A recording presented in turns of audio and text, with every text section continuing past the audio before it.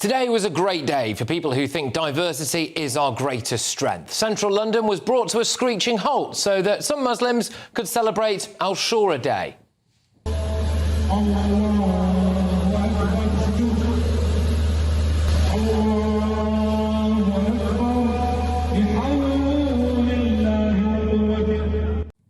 So the Metropolitan Police decided to close several major roads so a procession could march through the capital. They said officers are present to minimise disruption and deal with any incidents.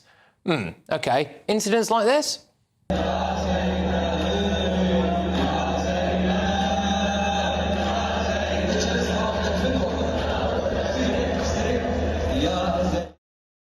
Should probably also point out at this stage that we contacted the Met Police and they told us that no arrests had been made. There appears to be quite a stark contrast here to how police sought to deal with people wanting to watch England play in the Euros final. They issued an antisocial behaviour order throughout the whole of the borough of Westminster, a huge area, which meant that groups of people gathering and drinking could essentially be arrested. So, just so we are clear, this stuff would be bad in Britain.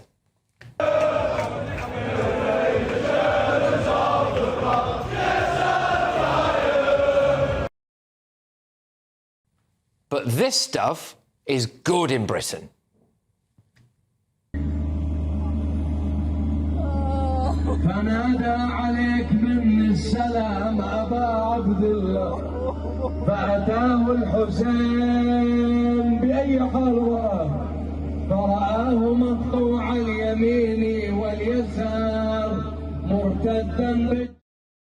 Look, there's nothing wrong with religious celebrations, but does it just feel... The disturbance started when agency employees got into a fight with kids and contacted the police for help. When more people entered the fray, what had initially been a confined scenario swiftly got out of control. As things became worse, the police were soon obliged to send in reinforcements. When locals started shattering windows, overturning police cars and vandalizing them, the chaos quickly got out of control. The pandemonium was exacerbated when a double-decker bus was shockingly set on fire. Hundreds of people assembled in the vicinity, and social media has been a major factor in attracting additional people to the event. The situation has been characterised as extremely volatile by the police. The cops have been having trouble regaining control despite their best efforts to quell the protests. Regrouping and holding back in the hopes that the turmoil will pass has been their tactic. However, their efforts are complicated by the ongoing stream of people who are drawn in by social media.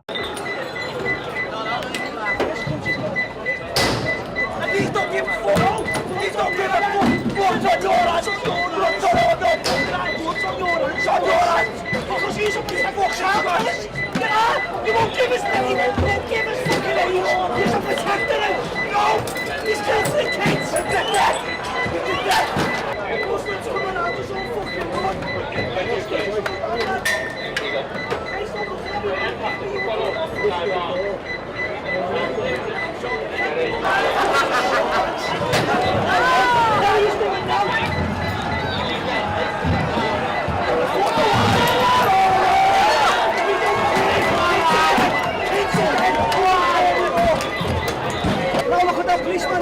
the fake news, left-wing fake news, we're fucking taking pictures of that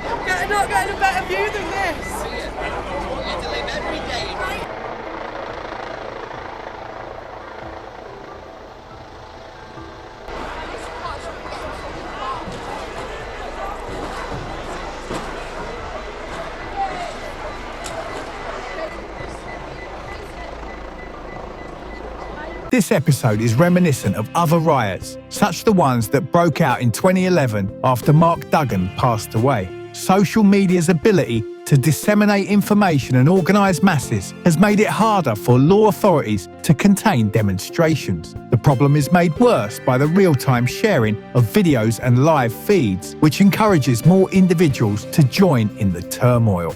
There is a great deal of mayhem going on in London right now. There have been street fires, bonfires blazing, and fireworks being set off. There is fear that more property damage may occur given how close these fires are to nearby shops and restaurants. There is still room for more escalation in this extremely unstable situation. The obstacles faced by the police may increase as darkness descends, since the cover of night may encourage those who want to cause destruction.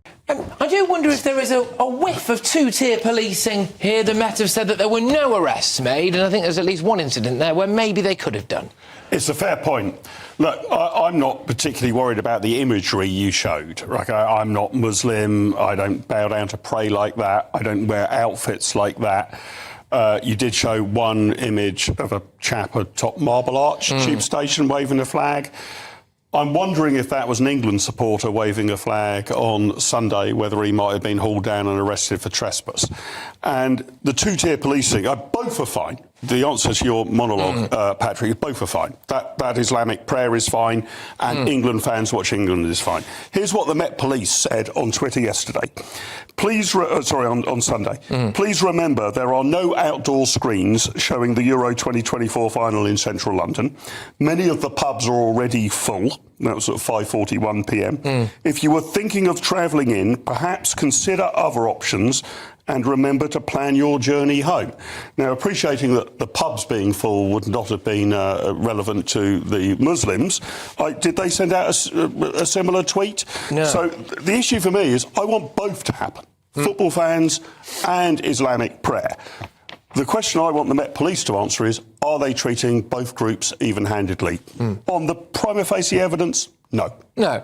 I mean, it does come hot off the heels, doesn't it, of J.D. Vance saying his stuff about it was a joke, but, about, will Britain be an Islamist country under Labour? And, OK, all right, look, it was a religious festival and, if it was a group of Christians praying in the street, then, I think we have to be tolerant of religious festivals and religious things like that. There's no quarrels about that. But Adam, I do think that the optics of it are quite stark, and I think that tourists might have been like, what the heck is this all about? And, the road closures and things like our arterial routes at Oxford Street, it was Regent Street, Marble Arch, there would seem to be no qualms whatsoever about shutting those down on a work day as well. Yeah, look, as you said, this isn't a weekend, this is a weekday. This affects the economy. Major roads, major tube stations shut because of this. Now, I'm not religious, but there's only 5% roughly of the population that are Muslim. Why are we allowing the shutting of roads and tube stations for a religious celebration? I wouldn't support that if it was Christian, Sikh, Buddhist or Hindu. I think that is outrageous. And just looking at that, if I was someone that was maybe up London and I didn't know what was going on, I'd feel quite intimidated by the loud noise and the large groups of people marching and whatever they was doing. Let's just remember as well, black cabs in London were not even allowed to show to have English flags on them. I think there's real mixed messages that we're sending. It's like our flag is not okay, religious flags perfectly fine, and I think that's the wrong message. Do you think that's a sign, Rebecca, that assimilation or an integration is working or failing? I think it's a sign that the general levels of policing needed to be different for religious celebrations than from non-religious ones. So the big concern with football is that everybody's drinking. As Mark pointed out, not a big problem with the Muslims, not boozers by trade. So they are not used to having to arrest people in that situation. Now, I don't think that guy should have been on top of the tube thing, and I think he makes everybody else look bad by doing it. But actually, probably the reason no arrests were made is because nobody did anything wrong. Now, the police in this country, I don't like the police. I would defund the police, and the police are rubbish. But I don't think that they are decidedly trying to avoid... What else is, just to drag it back to that, I mean, obviously there is something wrong with standing on top... As the night goes on, further developments movements are anticipated and the authorities are keeping a careful eye on the situation. Law enforcement and the public are prepared for what could be a long and challenging night. In conclusion, the chaos serves as a reminder of how difficult it is to control urban unrest in the internet age. The rapid rise in violent incidents and the substantial influence of social media highlight the necessity of flexible approaches to preserving public order. In the midst of this unrest, questions about the police's handling of the situation have surfaced. Critics have accused the authorities of two-tier policing, where they allegedly treat different groups unequally. Videos circulating on social media depict scenes where police appear to stand back in some areas, while in others they are seen taking a more aggressive stance. This discrepancy has fueled anger among the local population, who feel that they are not being treated fairly. Case, it was a large group of people celebrating a Muslim festival, right? So you take the average view of that lot according to the Quran, etc. Well, what are their views on things like gay people, on women's rights? You know, there's obviously been huge issues at the moment when it comes to anti-Semitism as well, and there doesn't seem to be any consideration for any of that. But again, that's kind of what Mark's saying, is that you can't do somebody for something they haven't done. No one wants to raise it, though, do they? And but why would you raise it? If any of those people had said anything sexist or done anything sexist... If you were a Jewish person today, walking through the middle of London, that might have felt a bit intimidating, I imagine.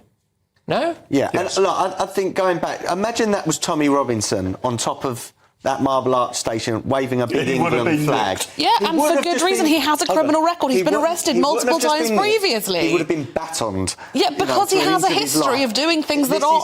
He's been arrested multiple times. This is two-tier policing. That man should have been dragged down from the Marble Arch station. He should have been asked to get down. He should have been asked to get down and told to get down. And if he refused to get down, then fine. And the same should apply to Tommy Robinson. Yes, absolutely. But if somebody is a known... nationalist or patriotic crusade, and one of his people gets up on Marble Arch Station and waves the St George's flag, I would... He should be asked to get down. But we have seen time and time again. Fine. But we have seen a lot of very strong evidence that time and time again, one group of people, whether that's the pro-Palestinian brigade or whether it's the people that were out there today, and I accept, by the way, that it appears that there was just one or two incidents like that Marble Arch today. I don't think there was anything like the widespread disorder and criminality that we've seen at a lot of the pro-Palestine protests, but they are treated completely differently to a load of people who just want to go on to the march. But they're behaving completely differently. There's a lack of... like Pride... Okay, but let's use the example of a march I like. I love Pride. Now, you get arrests at Pride, or Notting Hill Carnival. I love Carnival. You get arrests there, right? Because people are smoking drugs, people are having fun.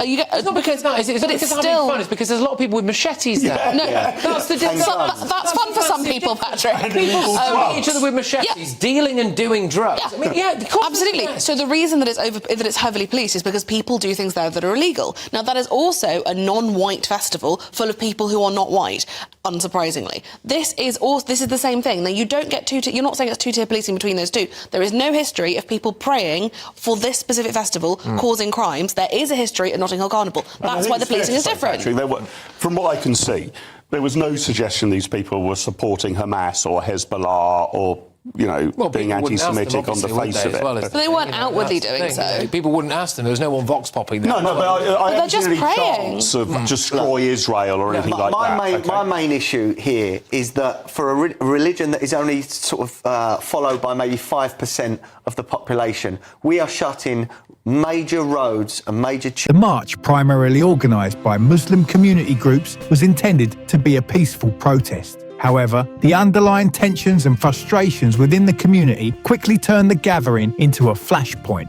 Issues such as discrimination, economic disparity, and lack of representation have been long-standing grievances. These issues have not been adequately addressed, leading to a build-up of resentment and anger that has now exploded into the streets. The marchers initially gathered to voice their concerns over recent events that they feel disproportionately affect their community. The catalyst for this march was the perceived mishandling of an incident involving a young Muslim man, which many in the community saw as part of a broader pattern of systemic bias. The march was meant to highlight these issues and call for change, but the situation quickly spiralled out of control.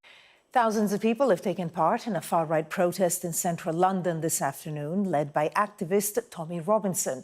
There's also been an anti-racist counter-protest nearby. Well, Sky's Martin Brunt joins me now. So, Martin, we've had these two rallies in London, not sort of, it was made sure that they wouldn't meet necessarily, but how have things gone so far? Well, Tommy Robinson, the far-right activist, had been urging his supporters for weeks to turn out today. He said it would be the biggest day of his life and of theirs, and a lot of people did respond. Something like 9,000 or 10,000 of his supporters marched through central London, a short march to Trafalgar Square. He said that this would be a day when the world would finally listen to their voice. Their main chant was one of, "We want our country back." It was largely peaceful.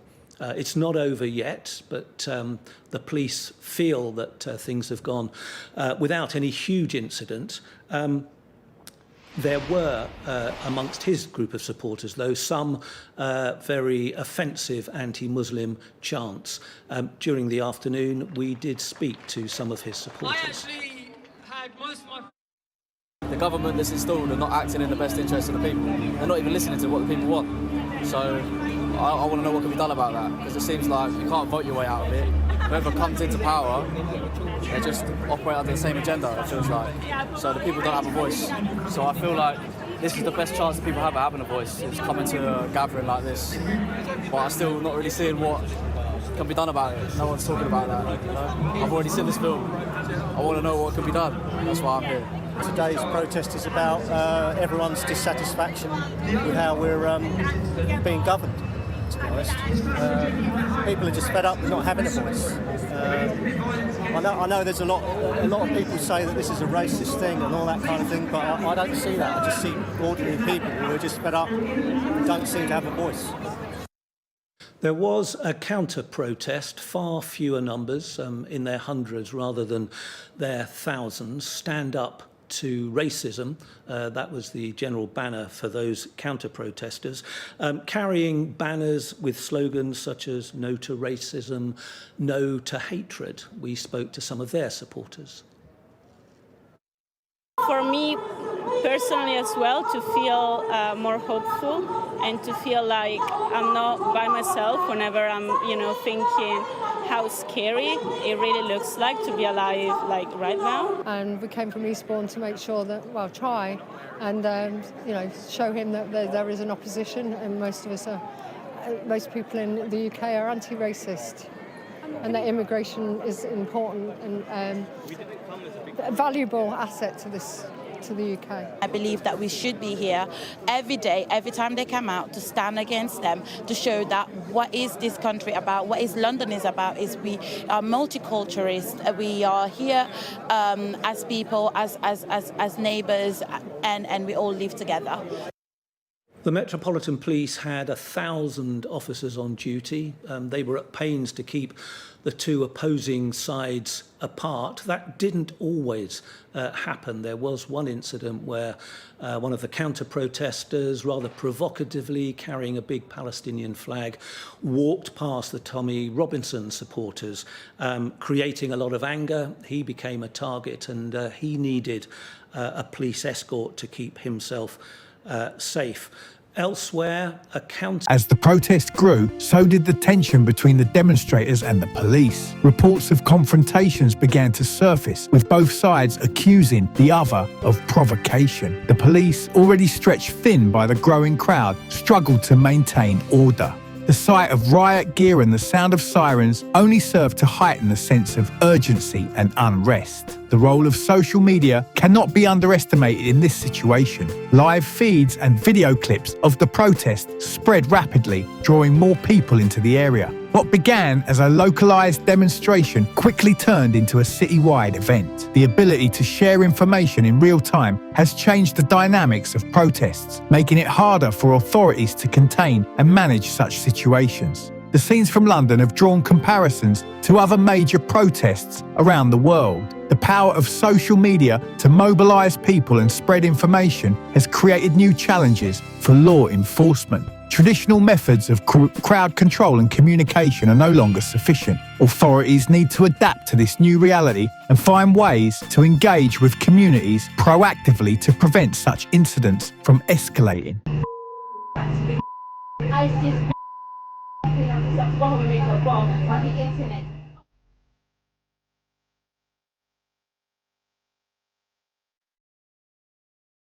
Well, you're lucky I'll kick you in the ritual and you never had a kid again. Stupid get back this long leg and donkey kicking.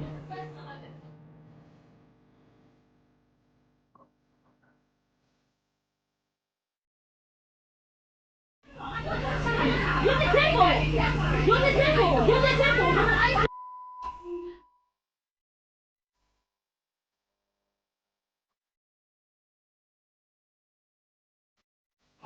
No, I'm not finished. Never. Make me stop. Make me stop. Make me stop. Make me stop.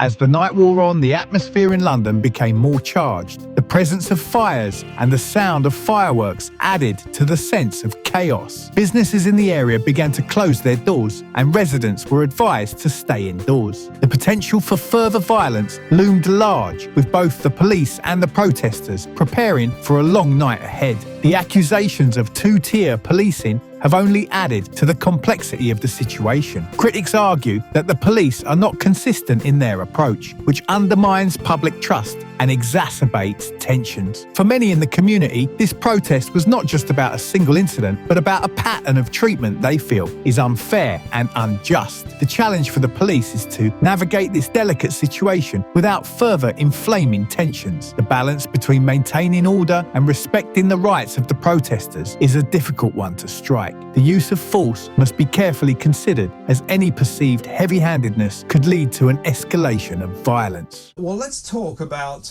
what happened last night, because let's face it, we talked a lot about that incident at Manchester Airport yesterday, which has very much divided the nation. A lot of people saying, you know, the police were very justified in, meting out a kind of rather violent response to some kind of altercation between a couple of guys at Manchester Airport. A lot of people saying they went over the top. I mean, I think the point is, it's difficult to defend the way that copper stamped on that guy's head and kicked his head in. I suspect he'd seen the red mist, but he's now officially been suspended. We know about all that. I just said to Jeremy Kyle, I hope that in this investigation they have some sympathy for him, because he just witnessed his female colleague getting smashed in the face, her nose broken, blood everywhere. I suspect the red mist descended, and I have a lot of sympathy for him in that circumstance. But I'm afraid it's not a copper's job to do that sort of thing. But the point, what I want to talk about is what happened afterwards. Last night there was this seething, angry mob outside Rochdale Police Station. Now, this is what struck me. So I was reading the papers this morning, you know, Mail Online and all that, right? Particularly Mail Online. I counted. On the 11th paragraph, it was angry mob, Manchester against racism, campaigners. The 11th paragraph, it's finally mentioned they're yelling Allahu Akbar. And they're, in fact, it's not an angry mob. Well, it's an angry mob, but what it really is an angry Muslim mob. What we've got here is another sectarian saga, haven't we? I'm afraid I don't want to hear Allah Akbar on our streets in any circumstances, any more than I would want to hear any other aggressive religious proclamations on our streets. And we all know that that is not meant, the way they are chanting that is not meant in some peaceful worshipping manner, is it? It's a kind of threat in that tone. And God is great and we're going to have you. That's what it means. Look, let's not beat about the bush. Look, there's far too much beating about the bush in all of this. Exactly, that's my isn't point. There? That's exactly I'm fed up of beating about the bush. I'm happy to say things as I think they are. And I don't see from the clips of that horrible, violent incident in the airport, I don't see where we're getting the racism from. Now, we can't hear what was said. We don't know whether there were racist comments made or whatever. But just because the so-called victim is not a white person, or the victims are not the white person, does not mean that the reason that they were kicked is because they are not a white person.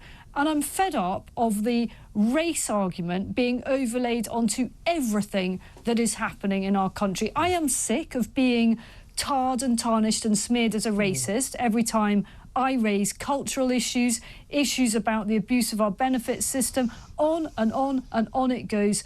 I am sick of it. I am sure loads of our listeners are sick of it.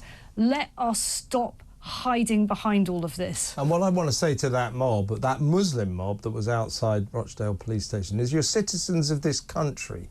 It is pretty much widely accepted that something went a bit wrong in that incident at the airport, and that police officer, I think, rightly has been suspended pending an investigation. Now, what proper citizens of this country... As dawn approached, the situation showed no signs of abating. The streets were still filled with people, and the sense of unease remained palpable. The police continued their efforts to manage the crowd and prevent further damage. The coming hours would be crucial in determining whether the situation would de-escalate or if further confrontations would occur. The events in London have highlighted the need for a more nuanced approach to policing and community relations. The rapid dissemination of information through social media has changed the landscape of protests, and authorities must adapt to this new reality. Building trust with communities and addressing their concerns proactively can help prevent such situations from reaching a boiling point. In conclusion, the disturbances in London underscore the challenges faced by law enforcement in the digital age. The ability of social media to mobilise people quickly and spread information in real time has added a new dimension to public demonstrations. Accusations of two-tier policing have further complicated the situation, highlighting the need for a fair and consistent approach to law enforcement. As the night goes on, the authorities must continue to manage the situation carefully, balancing the need for order with the rights of the protesters. The events of this night will likely prompt further discussions on how to improve relations between the police and the communities they serve, ensuring that such incidents can be prevented in the future. Let me know your thoughts in the comments below, and for more content like this, be sure to subscribe to the channel.